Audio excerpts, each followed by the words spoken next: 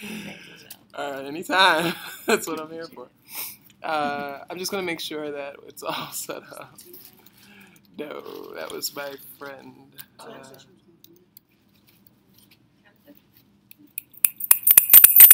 That echo is going to kill me. Let me just make sure that we are, in fact, streaming.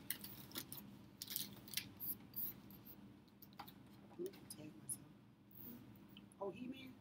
Yes. What you know about that show? Are we still? Hold on. If a witness does come, I'll swap out. How about Yeah, that? that's fine. There we are. We're live. Ha ha ha. Okay.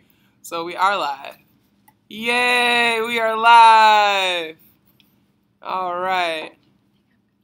We are live now. We're live now. All right. Hi, everyone. I think, hold on. All right. All right.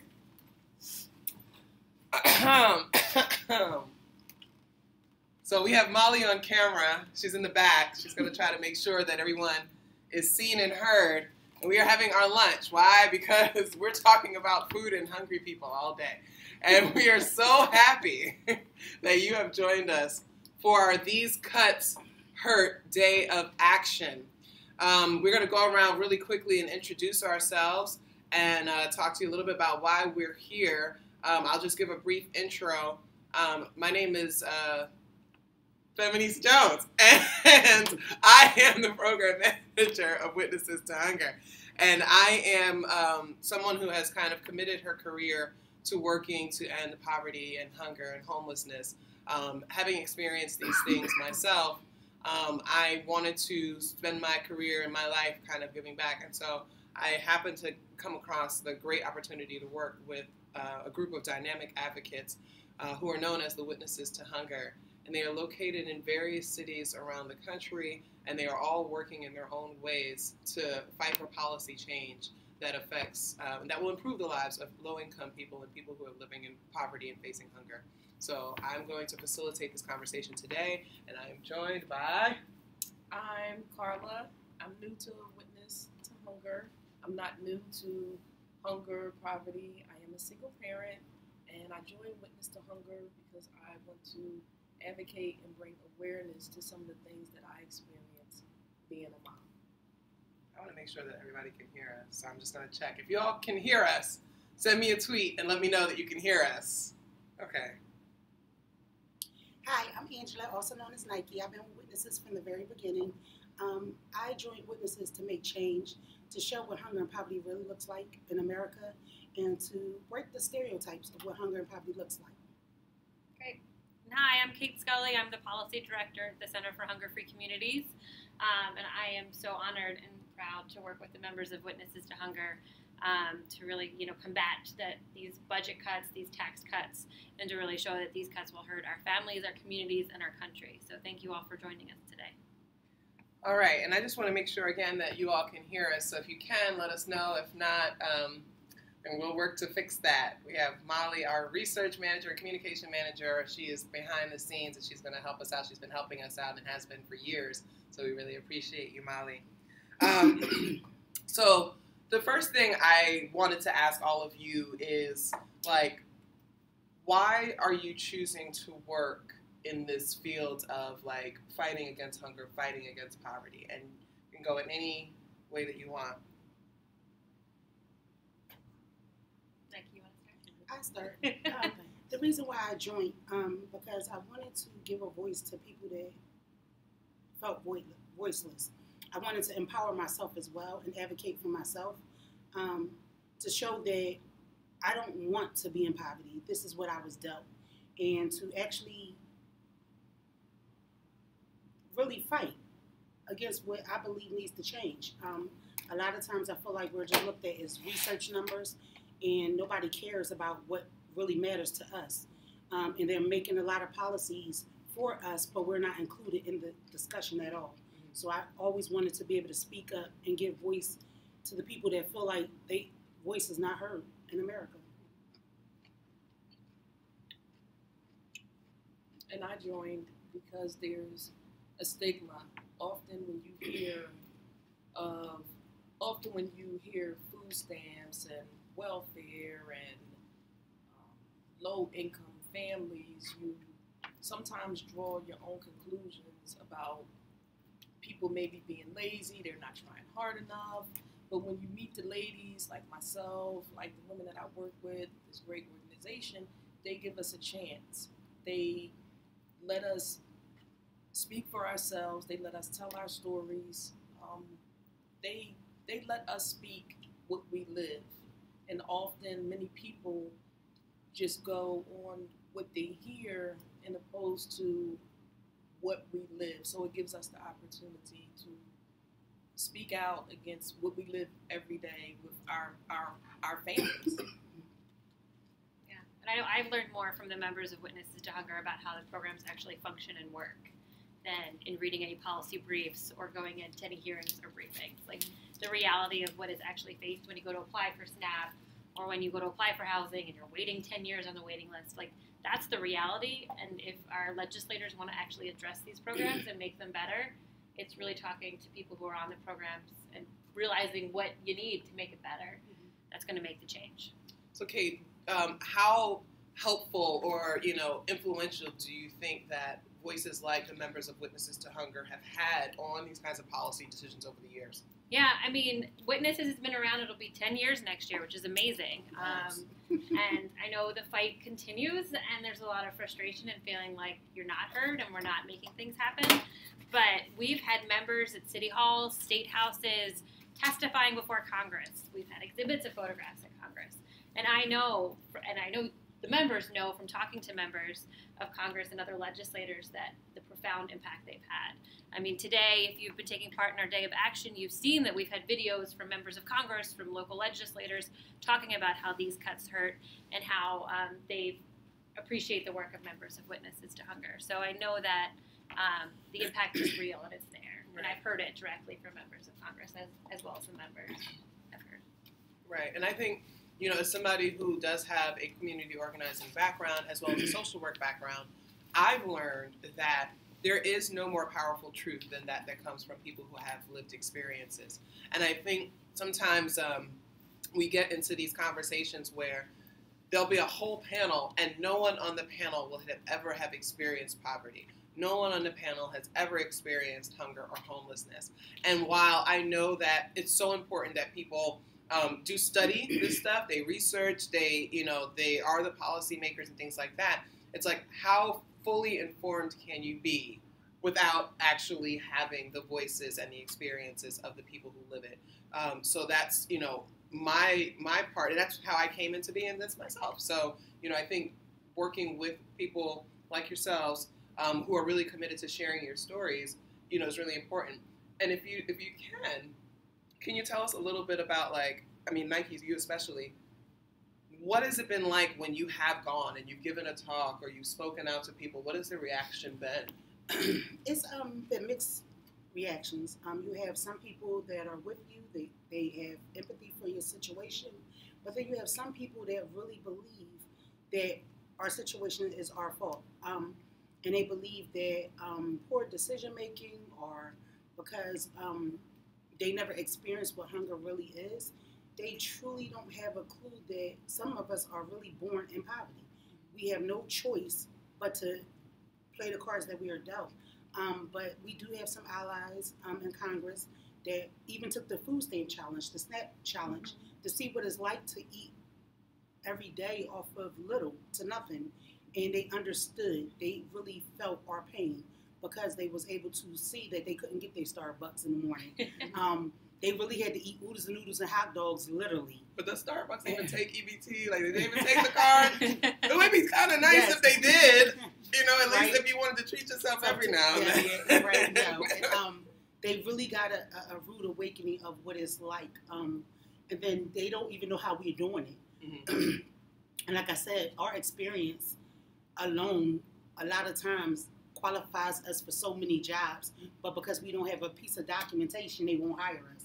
We are the most crafty, budgeting. Very hard. Yes, we work very hard just to survive every day. So I just think I'm really honored that we had this platform, that we're not looked at as research numbers, and they're actually looking at what poverty really looks like locally. And also, one of the things that is a driving force with myself is when a child is hungry, it gets in the way of education. If you spend all night with nothing to eat, and even though you have the breakfast program in school, many children go to school hungry. Many children go to school and they have behavior problems, or maybe they keep their head down, or maybe they don't have energy, all because they don't have enough to eat. And often that's something that's overlooked. They even experience low test grades because of hunger. And no child should be penalized because he or she is hungry, or their grades are low simply because they have a hunger headache. Literally, they have a headache because they haven't eaten. And a lot of our children are ashamed that they have this headache. They don't want to say anything. They remain in school, but they're hungry. They don't want to tell anyone, well, we don't have enough food at home, or my mom just lost her job. So I'm hungry, and this is why I'm not speaking out. Mm-hmm. But see, what really bothers me more is the fact that a lot of these women or people, caregivers, they really are compassionate and trying to raise their children. And the reason why they don't speak out, because you have people like DHS and other people that want to take their children out of the home instead of actually getting to the problem. So a lot of times, closed mouths don't get fed. And the reason why they don't get fed, because we got to worry about other people on the outside trying to say we're unfit because our food stamp balance don't make it through the month, or because of the poor selection of the opposite parent that might be male or female, and you're a single parent. Unfortunately, for whatever the reason, they want to hold you, make that a penalty because you are a single parent. And a lot of times, what's suffering is the children. They're innocent. They didn't ask to be here.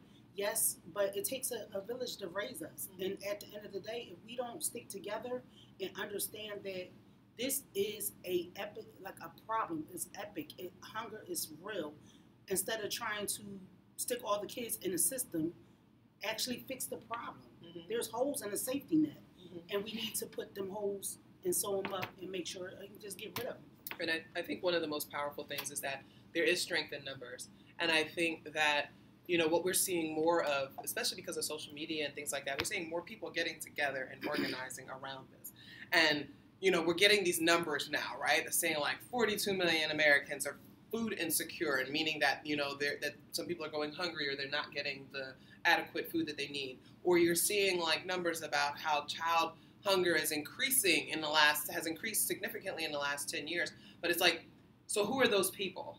Right? We hear those numbers, but who are those people? And so it takes a lot to be able to speak out. And I hope people watching understand that, every time a member of Witnesses comes forward with their story, they put a lot on the line, and they're taking a huge risk. They're sharing their trauma, they're sharing their experiences, but they also, put themselves at risk because there are just as Nike said, there are people that just don't care and don't understand and want to attack. So it's really important to listen to them.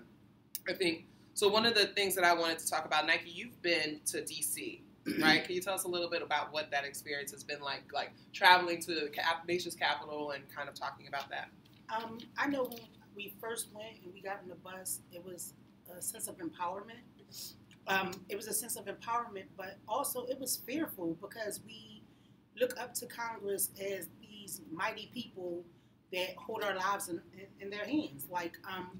We were scared what they might think of us. We were scared, a lot of us were scared that our children might be taken from us. Because when we tell our stories, a lot of people suffer from PTSD, and it re-traumatizes people. And then we're worried about people judging us, looking down upon us like they're better than us, or like we're inadequate, period. And I think when we went, it showed us that they're just like us, and we're their boss, and we hired them to do a job for us. And we got to start holding them accountable for not doing what they said while we voted for them. They're not doing what they said they was going to do. So when we went to D.C., it was so liberating and it was so empowering that they are touchable.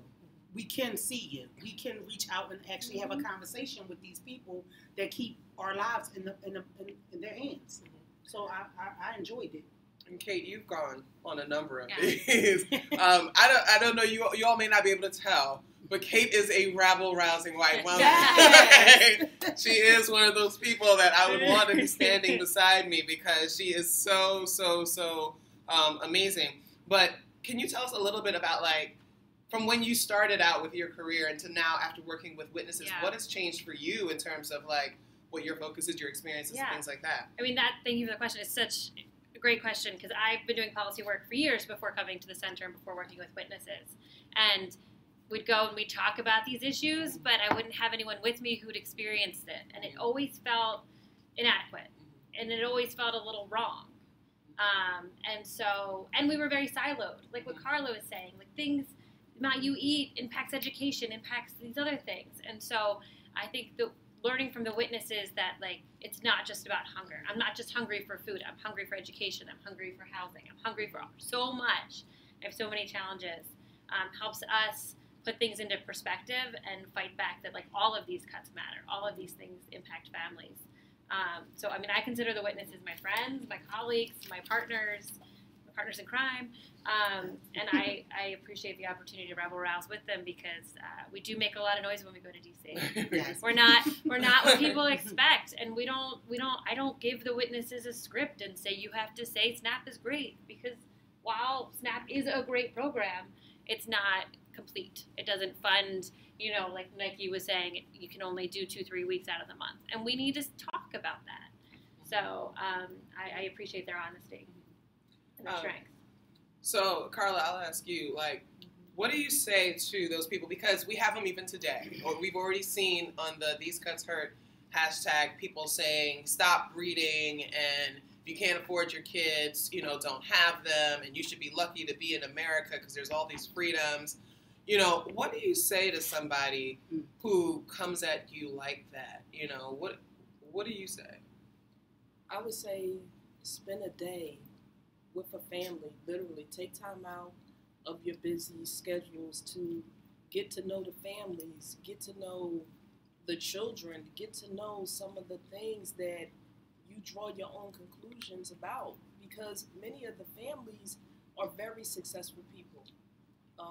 Many of the children are outstanding children. We have children who manage to stay on the honor roll. We have children who write plays. We have children who do advocacy work along with Witnesses to Hunger. My children, Nike's children, our children literally come out and they partake in all the group efforts that we make with Witnesses.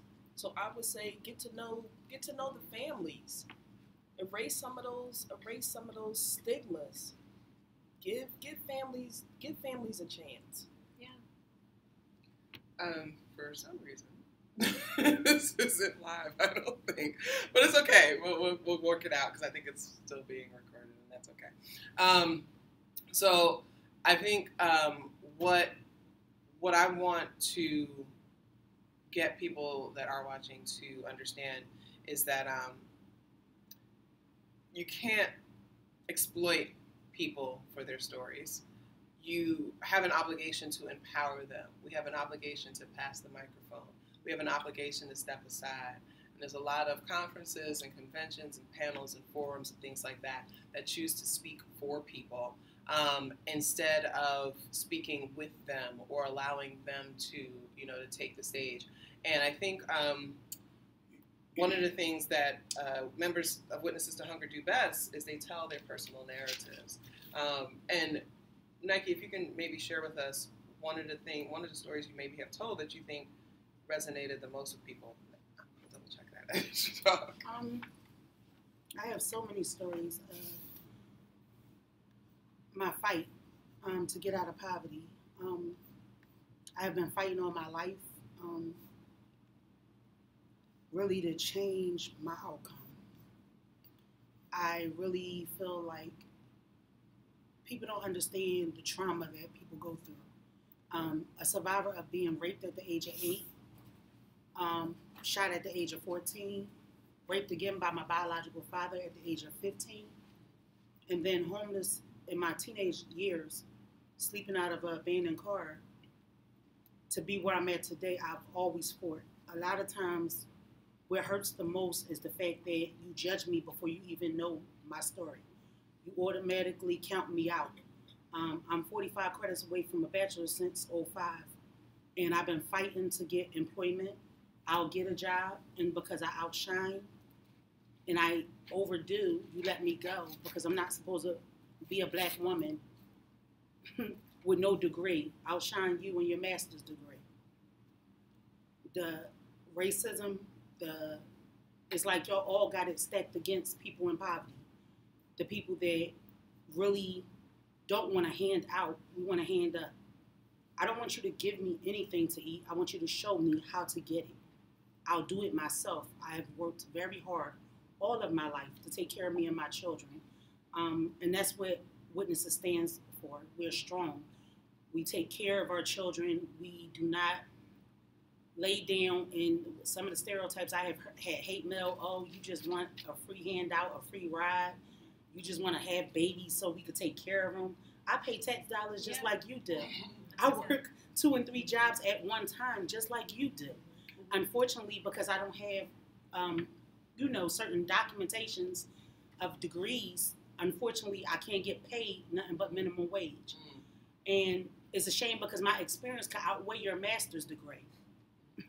I think what's interesting about that is that only 30% of American adults over 25 have a bachelor's degree. So that's 70% of Americans that don't have a degree who are in that same position of, I know I can do this job, but yet are the jobs matching? Are the wages matching? We see that the wages are stagnant. It used to be a time where a high school diploma could get a person a job that they could take care of their whole family for 30 years and get a nice pension. Yes. And that's changed, and that's made it harder for people like yourself who have the knowledge and experience and are unable to get their foot in the door because of this, arbitrary, decision to do that.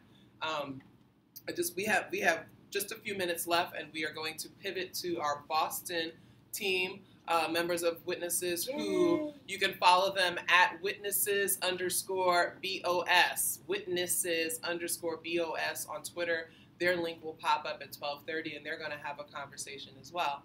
But I guess the last question I have, or the last thing that I just wanted to bring out is, or maybe you all can share, like, how important is it? Because this is something that's come up with Witnesses, and they've talked to me about this. The frustration of wanting to do this work for people who don't seem to want to do it too. Like, it feels like sometimes you all are the only ones that are really kind of speaking up, and there's so many people who, if they would just join you, or if they could just speak up themselves, and they could, help their community. Like, what do you want to say to those folks of why it's important to kind of get involved in this work, why it's important to share your story, why it's important to go out in your community? Maybe give somebody some inspiration and some courage, because there's millions of people in this country that need this help. Because hunger affects us all differently. It may not be you on the forefront, but when you get a phone call from a family member or a neighbor or friend or even a young child may ask you for something to eat or may hang around your home because they're hungry, I say join Witness to Hunger, find out what the program is about, get involved. Because technically, if a lot of us didn't have the jobs that we had or we have, we would be in the same situation. I'm glad I joined Witnesses because I was a working mom. I lost my home, I was pregnant, and I lost my job, and I managed to get away from a very bad domestic situation. Me and my children lived in a car. Literally, I raised 4 children. One is a college student. I have 3 younger children. They're all on the honor roll, and they go to music school. You would never think that the children that came from poverty can turn out to be fantastic individuals. Often we're counted out early. Often our children are counted out. Why? Because maybe you have that high-end job. But all it takes is for you to lose your job or a set of circumstances fall your way and you get no help, then you will literally be homeless. Not helpless, but homeless. And the new face of homeless, which is really the old face of homeless, is if you are living from house to house or hanging out on somebody's sofa or staying with this person and that person, you're homeless. Yes. You not have precariously nowhere to go. housed, And you know, as they say. Right. Or if you're, hey, I'm, just staying in a hotel for a little bit and you're here, there, and there, you're homeless. Mm-hmm. And they call it, I know in New York when I was there, they call it precariously housed. And that was their way of not prioritizing this person's need to be, to get help. Like they have these street homeless, they have victims of domestic violence, they would have children, things like that. But if you could find somebody's couch to stay on, you weren't a priority. Right. And so I think that changes the way people think about homelessness. And there's a lot of millennials that are coming out of college and can't get work, that are couch surfing. And maybe if more of them spoke up, then some of this classism and racism and sexism that goes into the stigma would shift, right? What do you think, Maggie? If you were talking to the people in your community who just won't speak out or won't really do anything or get involved to try to make any changes, what encouragement could you give them? One, I want to say that it is hard. I'm not going to sugarcoat it and make it seem like it's an easy thing to do, because yes, you will have your naysayers, you will have the people that will judge you. However, I think it's more important that we need you. We need you to speak up. We need your voice. Yes, there are going to be people that, you get scared of and, because they have so much power to ruin your whole entire life more than what it already is. However, if you speak up in numbers, there's nothing they can do but listen. If you understand the power that you truly have and you stick together, if we stick together, I don't care if we boycott Christmas or our money matters. Even though you might feel like that you got a lot to lose. You got a lot to lose by not saying nothing. You got more to lose in the long run. Your children's children will suffer from this if you don't speak up now and try to make change. We're here as witnesses to support. You can reach out to any of us. We're open book to help you while you're reaching out, because a lot of times doing it by yourself is really scary. But we're here to support each other and uplift each other. But if you could help out in any form, whether it be you writing, you don't have to do an oral presentation. You could just write a letter to Congress stating where you stand at. Everything matters. Everybody's voice matters. Everybody's fight matters. And hunger is not just for food insecurity or lack of food. It's for education. It's for employment. It's for medical insurance. It's for housing. In some way, you can speak up and stand with us. Yeah, and I was just thinking exactly what Nike said is you don't have to, sit in front of a camera and speak live. Although I make them do that. But please do that if you're comfortable. I like she does it. I get Carla on this thing, and she's like so nervous, but she's so great. I'm like, yes. But you can yes. call your member of Congress. Yes. All their information's yes. online. You can tweet at them. Yes. You can post to Facebook. Yeah. The number of tweets and posts I've seen today with the hashtag These Cuts Hurt about real people speaking out about their experiences has been so powerful and moving, and that matters. And what I would love to do is, after today, like, that stuff is out there. Like, we can compile that in a book and share it with members of Congress. Like, we can move forward and keep talking about this. Yeah. So that's what I encourage people to do, to find how you feel comfortable speaking out and do it. Thank you so much for watching. In about 2 minutes, we're going to pivot to our Boston members of Witnesses to Hunger, and they're going to have their conversation. And we're so excited about that. We are excited to be in so many different cities and have a presence, and we're always looking to increase that. So please go to witnessestohunger.blog, B-O-L-G, witnessestohunger.blog. Learn more about the work that we're doing. Get in touch with us. If you're interested in taking part in our movement, or even, supporting the work via donations or contacting your local officials and elected officials, we'll help you figure out a way that you can be involved in this movement. Thank you so much, and stay tuned for Boston Witnesses. Yay! And then we're going to go offline in like 2 seconds, and we're still online, Hi, we're still online, okay. Ow, my hand hurts.